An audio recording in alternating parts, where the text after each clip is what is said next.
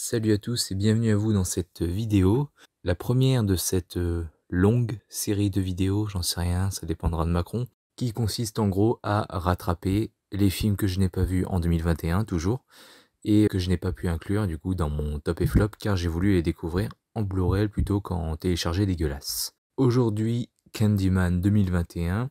Et comme pour Dune, ou avant de découvrir celui de Denis Villeneuve, j'avais voulu voir celui de David Lynch, et bien là j'ai fait pareil et j'ai acheté le 1 et le 2. Pourquoi pas le 3? Parce que le 3 n'était pas disponible en Blu-ray, ou alors fallait que j'achète en import ou je ne sais quoi. Est-ce qu'il y a la version française, enfin sous-titré français, je ne sais pas. Et aussi parce que le 3 c'est un film direct ou vidéo, donc voilà, il m'intéressait pas vraiment sur le coup. Mais je le regrette un peu parce que j'ai lu le résumé et il a l'air plutôt pas mal. Donc c'est dommage. Donc je le verrai peut-être un jour. Donc j'ai vu le 1, le 2 et cette version de 2021 qui, quand on écoute les têtes pensantes du projet, c'est une suite reboot, je ne sais quoi, mais à partir du moment où tu suis vraiment le premier film, alors rien n'empêche le deuxième film d'exister, mais bon, on s'en fiche, ça fait un peu comme avec les Jurassic World. Mais bon, on s'en fiche. En tout cas, on va dire que c'est vraiment une suite du 1 parce que on parle de Helen Lyle. Helen Lyle, je crois que ça s'appelle comme ça. On voit sa photo vraiment de la tête de l'actrice des années 90. On revoit la mère de quelqu'un, jouée par la même actrice encore une fois. Donc, pour moi, faut arrêter de faire chier avec vos suites reboot de merde. Là, je sais pas s'ils veulent lancer un nouveau truc. Après le remake, la suite reboot, j'en sais rien.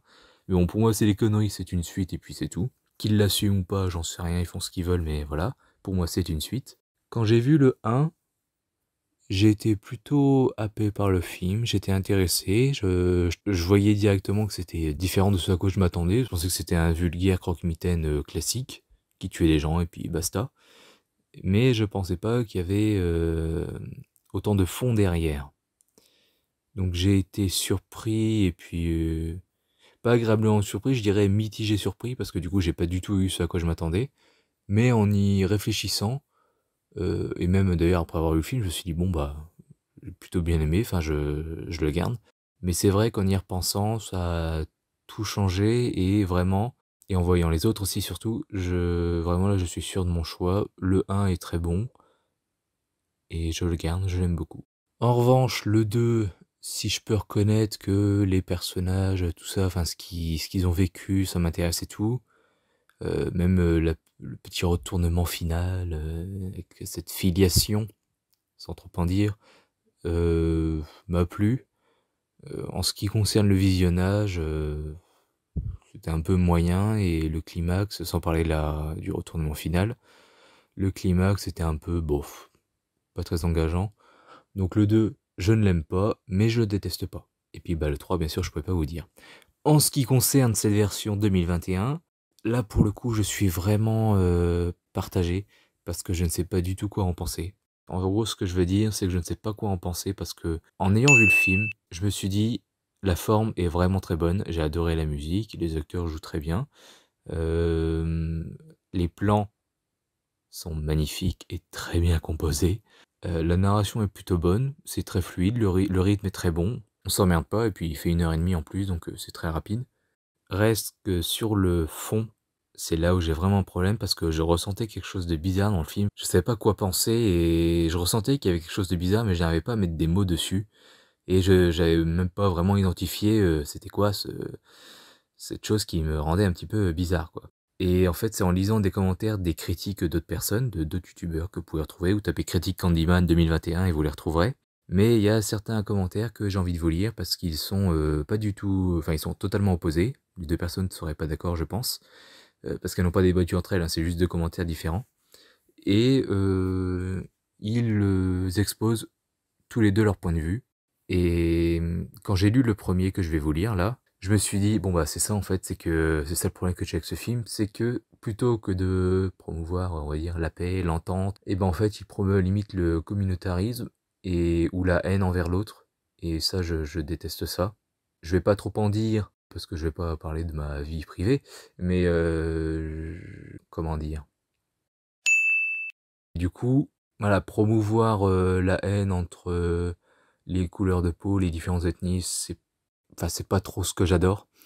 Et donc c'est ça qui me fait chier avec ce film, c'est que la forme, contrairement à ce que beaucoup de gens disent, je l'ai trouvée vraiment très bien faite. Je vais pas répéter tout ce que j'ai dit, mais acteur, musique, rythme, plan, cadrage, tout ça, j'ai adoré. C'était vraiment très beau, j'étais surpris. Donc j'ai hâte de voir ce que Nia DaCosta va faire sur les Marvel là. Donc je vais vous lire les commentaires, puis à vous de me dire ce que vous en pensez. Donc le premier commentaire de Kibix Tsubasa dit: un bon film, une bonne mise en scène, notamment sur les morts qui, comme tu le soulignes, sont esthétiques et ça fait sens. Pour ce qui est du propos dont tu parles dans la partie spoiler, j'ai beau être noir et je reconnais l'utilité et la nécessité de mettre en lumière les inégalités et crimes qui en découlent, mais je ne suis pas toujours d'accord, je pense, il a oublié un mot, de la façon dont c'est fait. J'aime beaucoup Jordan Peele, qui a produit le film Candyman, pour ses vidéos sketch avec Keegan Michael Key, et il est clair qu'il a du talent pour la réalisation de films, mais je trouve comme toi qu'il se radicalise et tourne un peu en rond. Dès qu'il travaille sur un projet, le propos sera toujours le même et pas fait de façon subtile. Le souci dans la façon dont il diffuse son message manque de nuances, il va rarement mettre en scène des personnages blancs positifs, il trouvera souvent une façon détournée de les rendre peu appréciables. Dans Us, la famille blanche n'est certes pas raciste, mais elle est directement mise en comparaison avec la famille noire pour montrer comment eux ont mieux réussi. Le problème de ce genre de procédé, c'est qu'au lieu de combattre le racisme et pousser à l'unité, ça ne fait que rediriger le racisme ailleurs en diabolisant les personnes sur la seule base de leur couleur de peau et conforter les gens dans le communautarisme. Quand tu dis que ce genre de message est dangereux, tu as tout à fait raison.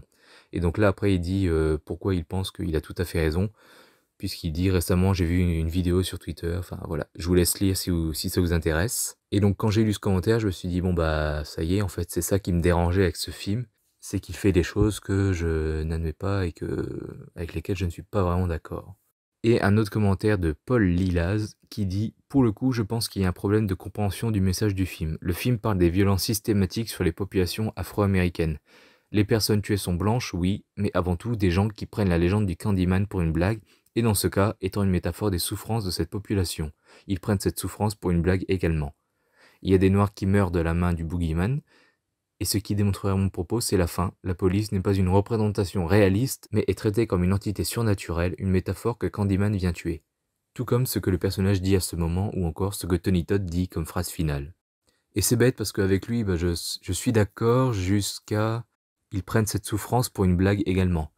Ensuite, bon bah oui, il y a vraiment des noirs qui meurent de la main de Candyman, mais bon, ce sont pas vraiment des personnages, c'est juste comme ça, vite fait, dans des petits passages comme ça, retour en arrière. Et pour le coup, là, avec la police, je suis pas du tout d'accord. J'aimerais qu'il développe plus, peut-être, et notamment avec la phrase finale de Tony Todd. Mais voilà, je suis vraiment partagé entre ces deux avis-là, en gros. Et je ne sais pas du tout quoi en penser du film. Mais c'est pas pour autant que j'ai rien à dire, puisque j'ai pris les notes devant le film. Alors déjà, pour critiquer un petit peu cette édition Blu-ray, avant même que le film commence, le menu met 30 secondes à s'afficher. Alors c'est pas qu'il y a un bug, que ça charge ou je ne sais quoi, hein, c'est l'animation pour afficher le menu, mais 30 secondes. 30 secondes quand même, là c'est un petit peu long. Je sais, c'est du chipotage, hein, bien sûr, mais c'est... voilà quoi, c'est chiant. Ensuite, dès le début, ça à mon avis, ça a dû faire tiquer pas mal de gens dans la salle de cinéma, parce que les panneaux de prod sont inversés. Alors, j'ai pas compris pourquoi. C'est en lisant les commentaires, je me suis dit, ah oui, donc c'est pour faire un miroir avec le premier ou je ne sais quoi. Parce que j'avais trouvé un commentaire qui résumait limite tout le film, puis qui disait à chaque fois c'est un truc miroir avec le premier. Pourquoi pas. Notamment, bah, les premiers plans du film sont aussi à l'envers, dans une certaine mesure, puisque en gros là le premier film démarrait avec un plan aérien sur une route, et là en gros c'est l'inverse, c'est un plan routier sur le ciel on va dire. Et du coup, bah, les tours sont à l'envers, et vraiment, les premières images, je me suis dit, mais attends, mais qu'est-ce qu'on regarde? Ah oui, d'accord, c'est une tour, mais attends, comment elle est? Enfin, voilà, j'étais totalement déstabilisé, donc si c'était le but recherché, ça marche. Ensuite, un procédé de mise en scène que j'ai bien aimé, ça m'a rappelé un petit peu Harry Potter. Il y a des histoires racontées avec des bouts de papier et des ombres chinoises. Et je trouve que ça ajoute quelque chose de déstabilisant avec l'histoire qui est racontée déjà. Pas l'histoire du film, hein, mais l'histoire qui est racontée avec ces bouts de papier, etc. Parce que les bouts de papier sont grotesques pour définir un personnage humain, mais c'est voulu. Hein. Et le fait d'avoir des corps humains qui correspondent à peine à de vrais corps humains, qui sont juste comme ça une pâle copie, une caricature presque on pourrait dire, Je trouve que ça ajoute, voilà, un petit côté déstabilisant. J'ai adoré le son du film. Vraiment, il y a un moment, par exemple, le personnage marche sur une brindille, sans le vouloir, elle craque et tu as l'impression, en fait, de d'avoir mis ton oreille à 2 centimètres de la brindille, quoi. Ça a été extrêmement bien mixé. Le son est vraiment très bon. Les musiques aussi, j'en ai parlé tout à l'heure. Les plans, pareil, enfin, voilà. Ensuite, il y a un autre procédé de mise en scène que j'ai adoré. C'est il y a un moment, la copine du personnage principal rêve de Candyman. Elle le voit à un endroit chez elle depuis son lit. Elle se réveille et là, elle voit son mec exactement où il était. Donc, déjà, tu comprends un peu ce qui lui arrive parce que tu comprends pas trop au début, hein. Et moi, c'est avec ce rêve-là que j'ai compris. Je me suis dit, bon, bah, il va devenir Candyman. Et donc, en plus de te faire comprendre, en ce qui me concerne, ça te prépare aussi cet élément-là. Donc, j'ai trouvé ça vraiment très beau. C'était une très bonne trouvaille. C'est rien du tout, hein, mais j'ai trouvé ça très intéressant. Ensuite, un petit point négatif, le mec met quand même du temps à les consulter. Alors dans tous les cas, ça change rien, ça fait rien, parce que ça répare rien, enfin voilà. Mais quand même, quand tu vois la main dans la la gueule de la main, en vrai, tu cours à l'hôpital, quoi. Je veux dire, même moi qui est pas très voilà, je j'aime pas trop aller là-bas, donc j'attends vraiment d'être mal. Je sais, c'est pas bien. Même moi là, j'y serais allé, mais le jour même, quoi. Parce que déjà, elle commence à pourrir, enfin, il peut s'enlever des bouts de peau comme ça, enfin, c'est dégueulasse. Et notamment au niveau de son poignet, là où il s'est fait piquer par l'abeille, c'est là comme ça que ça commence. Tu vois que la piqûre qui se propage, enfin, ça fait comme cette drogue dont j'ai oublié le nom là. Une drogue, en gros, tu la prends et je crois que tu meurs, je sais plus si c'est 3 heures, 3 jours ou 3 ans après, je sais plus. Mais en gros, tu meurs très bientôt. Et ça te fait comme une peau de crocodile en fait là où tu t'es piqué et du coup on l'appelle comme ça la drogue crocodile ou enfin un truc comme ça je sais plus. Et là ouais vraiment le mec il en a limite rien à foutre. Ça le préoccupe évidemment tu le vois mais je dis il en a rien à foutre parce qu'il va pas consulter quoi. Et donc du coup voilà c'est avec cet élément que je peux vous le dire, le film surfe un petit peu avec le body horror comme on appelle ça, donc ce qu'on a pu voir par exemple dans La Mouche et plein d'autres films. Donc si ça vous met mal à l'aise, vous êtes prévenus. Ensuite, il y a un truc que comme le personnage principal, je l'ai mal pris, parce qu'il y a une meuf qui critique les artistes. En fait, donc elle est là pour critiquer son œuvre. Donc voilà, elle prend ses petites notes, tout ça, elle est contente. Et en fait, elle critique aussi les artistes en disant qu'en gros, comme moi, ce que je pense avec les youtubeurs, c'est des chômeurs, enfin sans travail, des gens sans travail, qui ne font rien en gros. Mais du coup, si elle pense ça des artistes, ce sont des chômeurs qui ne foutent rien de leur vie, de leur journée. Du coup, à quoi ça rime son travail alors? Étant donné qu'il consiste à donner de l'intérêt à ces gens sans travail. Un petit peu incohérente la madame, hein. Ensuite, un très bon point du film. Alors, peut-être que c'est du faux, mais en tous les cas, il est très bien fait, si c'est des effets spéciaux. Mais il y a du vrai sang dans ce film. Enfin. Alors, enfin, du vrai sang, du vrai liquide, quoi, qui a été filmé. J'ai envie de dire enfin. Parce que tous ces plans là dégueulasses en effets spéciaux, enfin avec du sang effet spécial, c'est vraiment ça me saoule, c'est moche, c'est visible, c'est même pas rouge, c'est rouge violet noir, enfin c'est bizarre. C'est donc là enfin ça me fait plaisir.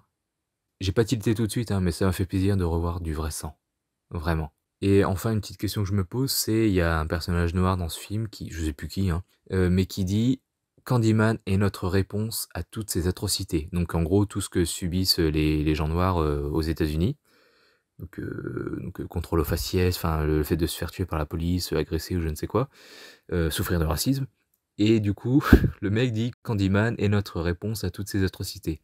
Ok, pourquoi Candyman tue des noirs alors? Enfin, je trouve que globalement, même dès le 1, hein, quand j'ai vu dans la page Wikipédia, tout ça, que c'était une œuvre contre le racisme ou je ne sais pas quoi, enfin, je vois pas en quoi, véritablement, fondamentalement. Parce que même quand tu suis l'histoire de Candyman, du personnage là, Daniel Robitaille, je crois, il est tombé amoureux d'une blanche. C'est ça d'ailleurs qui a fait qu'on l'a tué. Mais en soi, il avait rien contre les blancs, vu qu'il a aimé une femme blanche. Certes, ce sont des blancs qui l'ont tué, mais du coup, il est pas con, il met pas tous les blancs dans le même panier, puisqu'il a aimé cette femme blanche qu'il aimait aussi en retour, parce qu'ils ont fait un bébé et tout ça, donc à moins qu'il l'ait violée, voilà, et elle l'aimait aussi. Donc, déjà, le personnage de 1890, il mettait pas tous les blancs dans le même panier. S'il avait une colère envers les blancs, je veux bien comprendre. Parce que ouais, ils nous ont... En plus, c'est un enfant d'esclave, je crois, un petit-fils ou un enfant, je crois, enfin un fils d'esclave. Donc il est un peu rattaché à tout ça, même s'il l'a pas connu. Donc, s'ils avaient fait vraiment un personnage haineux qui a la haine du blanc ou je ne sais quoi, ok, là j'aurais compris. Mais là, certes, il a été tué par des blancs, je le redis, parce qu'il n'acceptait pas voilà, le mariage mixte, enfin le couple mixte, mais il aimait une blanche. Donc déjà, même son fantôme ne devrait rien avoir contre les blancs en soi, quoi. Même s'il a été torturé à mort, enfin, il aimait cette femme blanche. Et ce qui me rend encore plus perplexe, c'est que même dans le 2, bah, il veut tuer sa descendance, en gros. Du coup, bon, bah, désolé, je l'ai dit, mais il veut tuer sa descendance qui est blanche, mais il veut tuer sa descendance. Enfin, Et c'est ça, du coup, qui me dérange, c'est que t'as l'impression que le fantôme ne correspond pas au vrai Daniel Robitaille, en gros.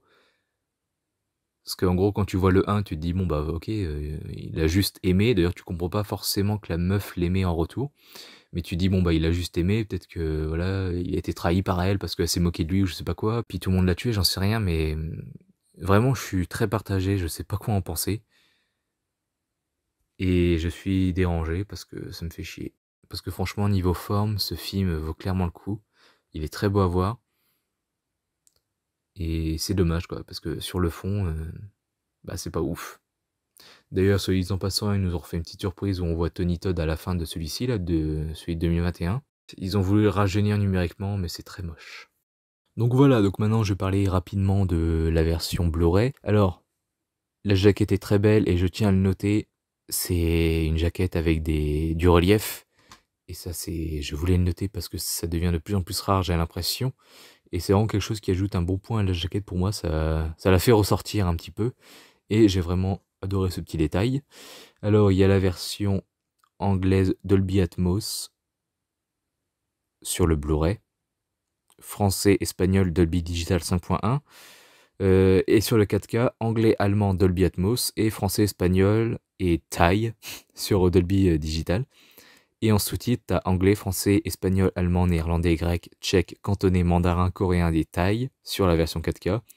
Et anglais, français, espagnol, néerlandais, grec, tchèque sur la version Blu-ray. Donc le film fait 1h31, il est interdit aux moins de 12 ans. Et comme ils le disent, il y a plus d'1 heure de bonus, dont la fin alternative qui est intéressante, enfin pas trop mal. Je comprends du coup la fin qui a été choisie, et je pense que j'aurais fait le même choix. Mais limite, ils auraient pu foutre ça après le générique. Je sais que voilà, je rejoins Christopher Nolan et d'autres, c'est pas très cinématographique, mais pour vraiment l'inclure dans le film, tout en finissant le film par cette scène-là, bah, c'est le seul moyen en fait qu'il y a. Donc du coup, je pense que j'aurais fait ça. Il y a aussi des scènes coupées ou un peu alternatives, enfin rallongées on va dire, modifiées. Ce qu'ils appellent l'œil de la réalisatrice, Candyman, l'impact du black horror et Prendre le chaos et bien d'autres comme ils disent. Je n'ai pas tout regardé parce que comme je vous ai dit, ben je sais pas quoi trop penser du film, donc pourquoi je lui donnerais plus d'intérêt. Donc j'en parlerai pas trop dans cette vidéo-là des bonus. Mais voilà, il y a tout ça comme bonus, ils n'ont même pas tout cité. Et franchement, si vous voulez un avis sur est-ce qu'il faut prendre le 4K ou se cantonner au Blu-ray, alors je n'ai pas vu la version Blu-ray, mais la version 4K est vraiment l'une des plus belles 4K que j'ai vues. Vraiment, il se place dans le top 10, je saurais pas trop. Il faudrait que je réfléchisse plus longuement, mais voilà, j'ai beau avoir, ça me l'a pété, 98 Blu-ray 4K, je crois, si je confonds pas avec les 3D, mais en tout cas, voilà, c'est près de 90, c'est vraiment l'une des plus belles éditions 4K que j'ai vues. Vraiment, vous pouvez l'acheter en 4K si vous avez aimé le film. Vous ne serez pas déçus parce que c'est vraiment très très beau et ça vaut le coup.